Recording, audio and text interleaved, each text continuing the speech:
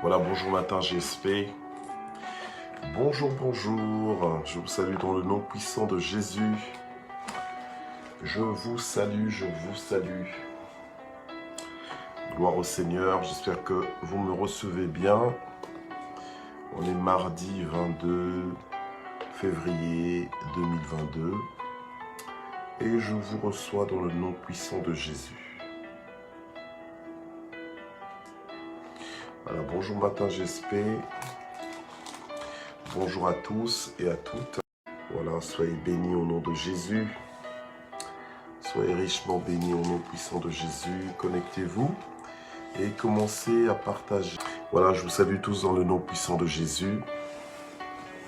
On est à la 35e session de l'année 2022 et nous sommes un jour spécial aujourd'hui parce qu'on est mardi 22 février 2022, donc le 22 du 2, 22. Donc c'est assez spécial effectivement.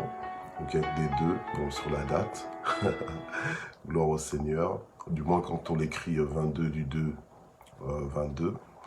Alors je vous salue dans le nom de Jésus. Et la parole de vie que nous allons recevoir ce matin est intitulée « La vision de la sanctification ».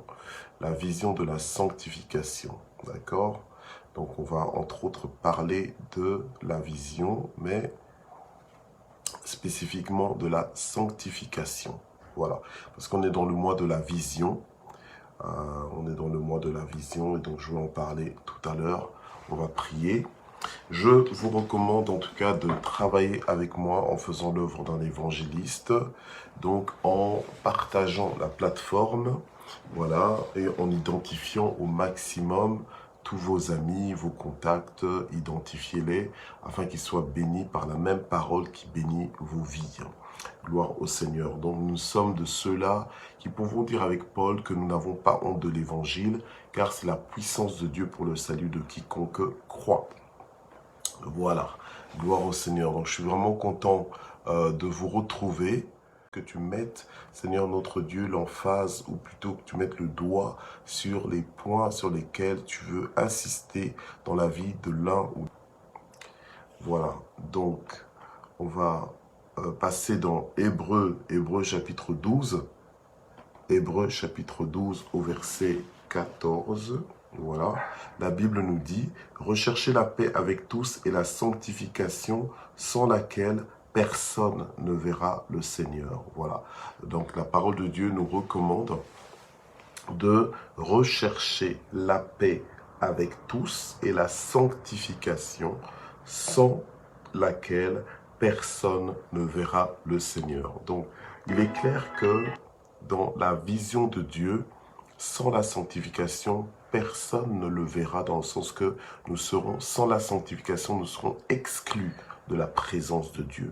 Or, la présence de Dieu, comme dit le chant, ta présence c'est le ciel pour moi. Donc en fait, le ciel pour nous est représenté plutôt par à toute sa signification par la présence de Dieu. On ne veut pas juste aller au ciel pour ne pas rencontrer Dieu, on veut aller au ciel pour rencontrer Dieu. D'accord? Donc, on aime Dieu.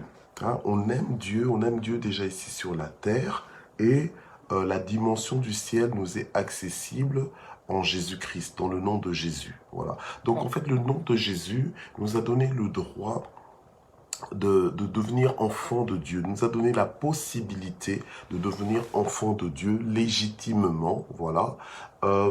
Pas de personnes illégalement enfants de Dieu, mais ça nous donne la légalité à l'accès à la présence de Dieu, voilà. Et nous aimons la présence de Dieu. Il faut aimer la présence de Dieu, sinon qu'est-ce que tu vas aller faire au ciel?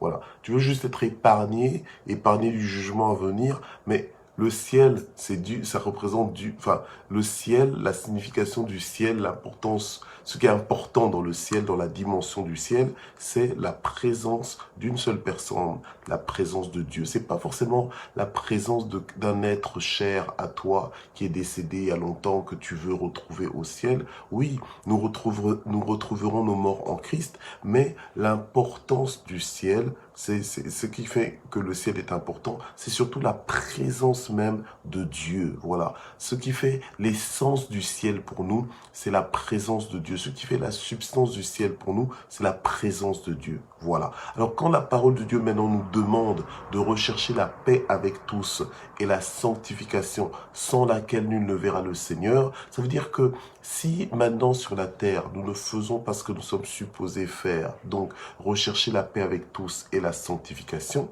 eh bien, nous ne verrons carrément pas le Seigneur. Donc nous serons exclus de la présence de Dieu. Voilà. Donc en fait, nous aurons part avec le diable à l'enfer.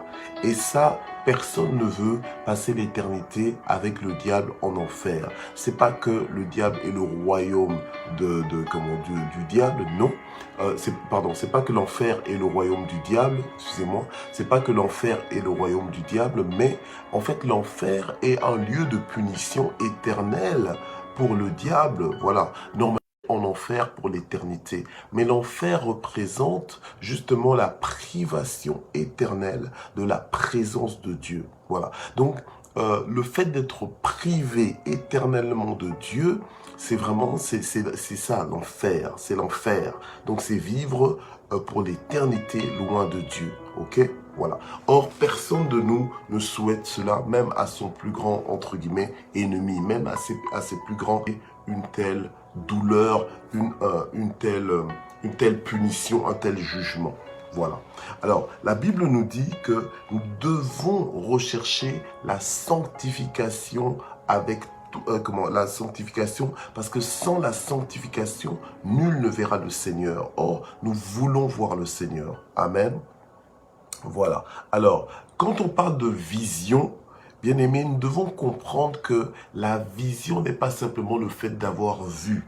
Nous devons comprendre que la vision, ce n'est pas simplement le fait que Dieu t'ait montré quelque chose, ou bien que tu aies vu une expérience surnaturelle où tu as vu, même en ayant les yeux ouverts, ou bien tu as vu pendant que tu dormais. Non. La vision, lorsqu'on parle de vision, c'est qu'on parle d'un message que Dieu, un message de la part de Dieu à l'homme. Donc un message que Dieu communique ou bien a communiqué à un homme ou à une femme dans sa souveraineté. Voilà. Donc Dieu, en fait, dans ce message, qu'est-ce qu'il fait? Il communique à l'homme ou il communique à la femme ses principes. Il communique sa volonté. Il communique en fait ce qui est important à ses yeux. Donc Dieu nous communique ce qui est important à ses yeux. Et quand on parle de la vision de la sanctification, c'est-à-dire que c'est un principe incontournable aux yeux de Dieu. Voilà, un principe dans lequel Dieu veut nous voir opérer. Dieu veut nous voir fonctionner selon le principe de la sanctification. La sanctification, c'est un mot théologique qui veut dire en d'autres mots, ça veut dire quoi? Ça veut dire une mise à part pour Dieu. Voilà. Dieu nous demande de rechercher, donc de valoriser et de mettre en pratique la mise à part pour Dieu. Ce que Dieu veut de toi et de moi, c'est que tu vives à part pour lui. Alors c'est quoi vivre à part pour Dieu? Et ça, nous allons le voir aujourd'hui pour comprendre la vision de la sanctification. Parce que beaucoup ne comprennent la sanctification. Hier, on a vu la vision de l'amour. Sans l'amour, nous ne sommes rien, c'est vrai. Et donc, l'amour a de l'importance dans la vision que Dieu a. Alors maintenant, Dieu a aussi une vision de sanctification pour nous. Donc, Dieu dans sa volonté, il veut que nous puissions vivre à part pour lui.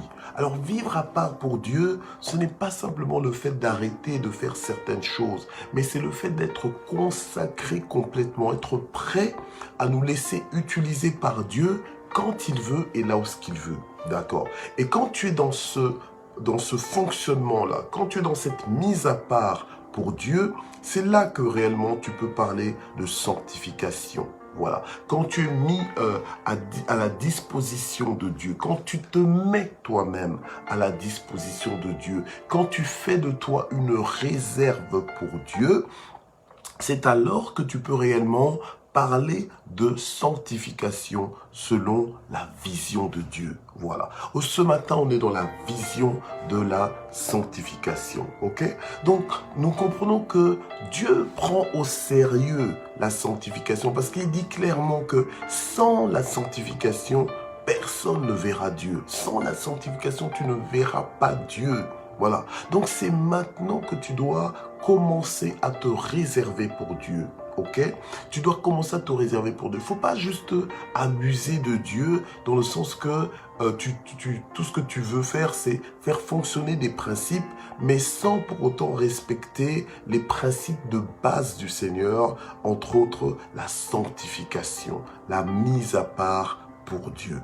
Alors, on va lire Deutéronome chapitre 7 au verset 6. Donc, on est dans Deutéronome chapitre 7 au verset 6. Les peuples qui sont sur la face de la terre. Voilà. Donc, si réellement nous pensons appartenir à Dieu, si nous voulons appartenir à Dieu, donc Deutéronome 7, verset 6, donc lisez par vous-même, mais ce que dit la parole de Dieu, c'est que Dieu s'est choisi un peuple pour que ce peuple lui appartienne. Donc le fait de se sanctifier, de se mettre à part pour Dieu, c'est le fait de signifier à Dieu que nous t'appartenons. Et nous n'appartenons plus au diable, ou nous n'appartenons pas à ce monde, mais nous t'appartenons à toi. Voilà. Ok, donc la sanctification, c'est vraiment une mise à part, le fait de se réserver pour Dieu, de se consacrer à Dieu, d'accord, pour que le Seigneur puisse trouver en nous des personnes qui lui appartiennent totalement. Et comment est-ce que tu manifestes à Dieu que tu lui appartiens? C'est justement quand ton cœur, ta vie, ton corps, ton cœur, ton corps, tes attitudes, ton langage se conforment à sa volonté, d'accord? Quand tu n'utilises pas ton corps n'importe comment, quand tu n'en fais pas n'importe quoi, d'accord? Et que tu réserves ton corps pour Dieu. Quand tu utilises ton corps uniquement selon les règles de Dieu, d'accord? C'est-à-dire quoi? C'est-à-dire que par exemple, quelqu'un qui est célibataire ne va pas commencer à s'amuser, à dormir, à coucher avec n'importe qui, voilà. Ou ne va pas commencer à soi-même s'amuser tout seul avec son corps, voilà, pour voilà, hein, parce que ta chair te pousse à le faire. Non, tu te réserves pour Dieu. Tu sais que Dieu n'est pas dans ces choses-là, d'accord? Que Dieu condamne ces choses-là. Donc tu ne vas pas te retrouver toi-même dans des choses que Dieu condamne. Ok? Toi-même, tu fais attention. Ok? Donc, c'est-à-dire que tu arrives à un niveau de consécration, ok? Et même un niveau de fidélité. Par exemple, imagine si tu es marié. En fait, tu ne vas plus t'aventurer à tricher derrière le dos de ton conjoint parce que tu crains Dieu, tu vois? Donc, tu n'as pas besoin que ton conjoint soit là pour te surveiller. Toi, tu vis à part pour Dieu, ok? Toi, ce que tu fais, c'est que tu crains Dieu. Tu es en train de montrer à Dieu que tu lui appartiens. Ok. Donc Dieu, en fait, et ça, c'est juste un exemple de sanctification par rapport à ton corps. D'accord? Tu vas pas prostituer ton corps, hein, vendre ton corps, en fait, même gratuitement, mais donner ton corps à n'importe qui pour jouer avec ton corps. Donc, on va maintenant dans Exode 19, versets 5 à 6, où la Bible dit « Maintenant, si vous écoutez ma voix et si vous gardez mon alliance, vous m'appartiendrez entre tous les peuples, car toute la terre est à moi. » Ok? Et vous serez pour moi un royaume de sacrificateurs, une nation sainte. Voilà les paroles que tu diras aux enfants d'Israël. Voilà. Okay. Donc, en fait, ici, le Seigneur nous montre dans sa parole que Dieu veut avoir un peuple qui est mis à part pour lui, un peuple qui lui appartienne. La seule façon de montrer à Dieu que tu lui appartiennes, ce n'est pas de crier haut sur les toits que tu lui appartiens. C'est le fait de vivre conformément à sa parole. C'est le fait de vivre à part pour lui. Et ça, ce n'est pas ton idée à toi. Je veux donner des références. Éphésiens chapitre 1, verset 4. Et puis 1 Pierre 1, verset 15 et 16. Vous lirez par vous-même, d'accord? Nous allons prier. Père, nous voulons prier ce matin pour que tu nous aides à vivre à part pour toi. Nous voulons prier ce matin pour que tu mettes ton esprit en nous, Seigneur, que tu actives ce désir de vivre à part pour toi, Seigneur, de comprendre que nous ne devons pas nous compromettre, Seigneur, dans toutes sortes de situations qui te déshonorent, que nous ne pouvons pas, Seigneur, non plus être hypocrites, Seigneur, devant tes yeux, parce que tu connais tout.